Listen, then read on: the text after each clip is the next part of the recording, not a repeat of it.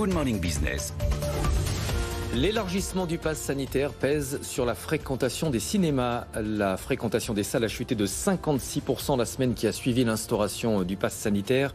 Moins 40% la semaine suivante. Ce sont des évolutions calculées par rapport à la même période de 2019. Les chiffres ont été communiqués par la Fédération nationale des cinémas français. Bonjour Hélène Herschel. Merci d'être en duplex avec nous. Vous êtes déléguée générale de la Fédération nationale des éditeurs de films. Vous représentez la majorité des éditeurs de films présents en France.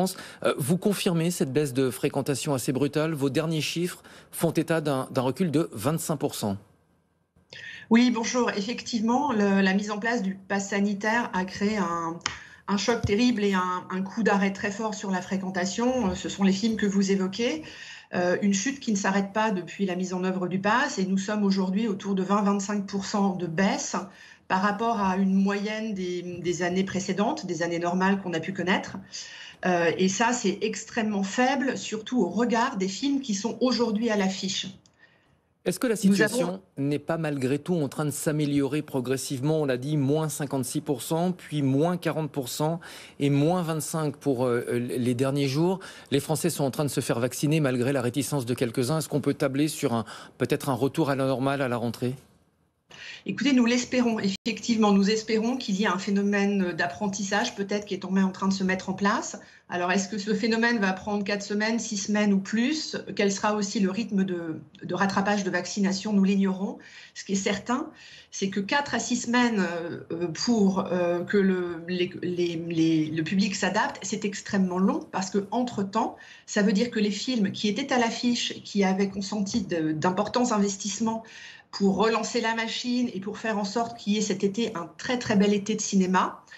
Ces films-là sont pris au piège, le public ne peut pas venir voir les films et c'est tout à fait catastrophique pour les gros distributeurs comme pour les plus petits. Oui, le fait que les films aient un temps limité d'exploitation, ça veut dire qu'on ne rattrape pas ce qui a été perdu, un petit peu comme les restaurants.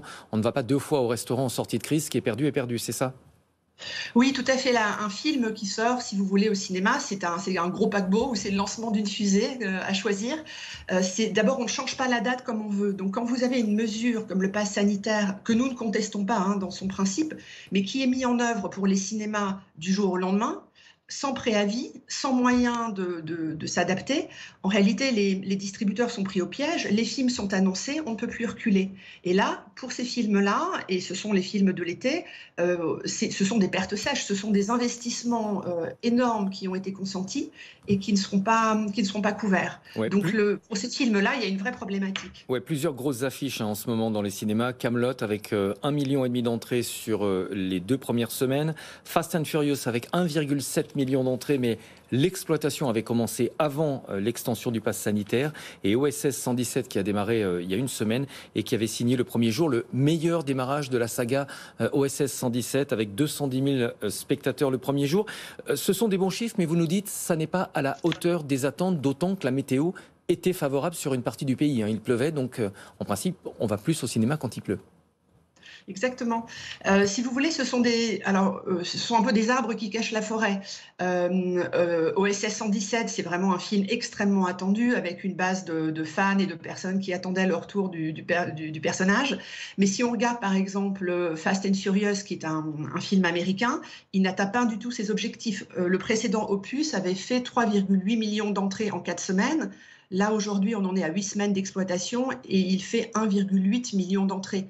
Donc, en fait, la majorité des films n'atteignent pas leurs objectifs, donc ne correspondent pas, et c'est assez factuel, ne correspondent pas au public pour lequel ils avaient été paramétrés. Est-ce que vous êtes inquiet de la situation financière des salles de cinéma qui font face à une concurrence de plus en plus féroce des plateformes de streaming? Elles restent évidemment protégées en France par la chronologie des médias, mais la concurrence est là malgré tout. Nous sommes inquiets, oui, nous sommes très inquiets pour les salles de cinéma, pour les distributeurs qui sont ceux qui apportent les films et qui les commercialisent. Nous sommes aussi inquiets en amont de la filière parce qu'il est vraiment très important que les investissements après 300 jours de fermeture des salles, donc 300 jours sans recettes, il est absolument important que les entreprises de la filière se refassent une santé financière, amortissent leurs investissements, parce que c'est aujourd'hui qu'elles ont besoin de ce retour, mais c'est aussi demain parce que les films qui vont sortir dans 2 ans, ils se financent aujourd'hui. Donc les distributeurs qui font partie du double table financier, on leur demande aujourd'hui de participer à un financement pour une offre dont nous aurons besoin dans 1 an et demi, 2 ans. Que font les distributeurs? Est-ce qu'ils retardent les productions?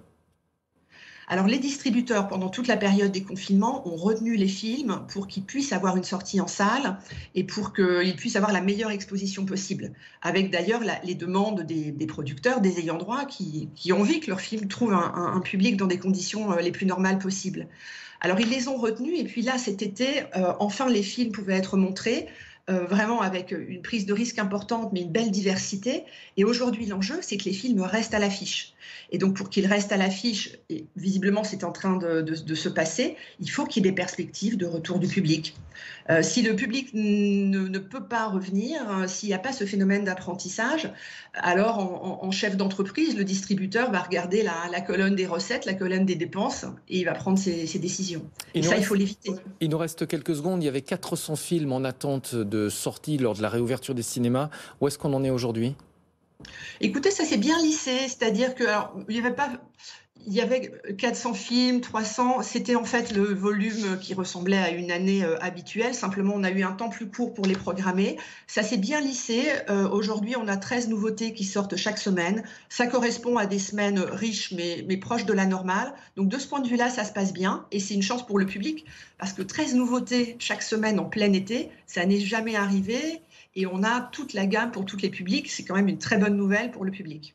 Merci beaucoup Hélène Herschel, déléguée générale de la Fédération nationale des éditeurs de films. Et on le répète, allez au cinéma, il y a de belles affiches en ce moment.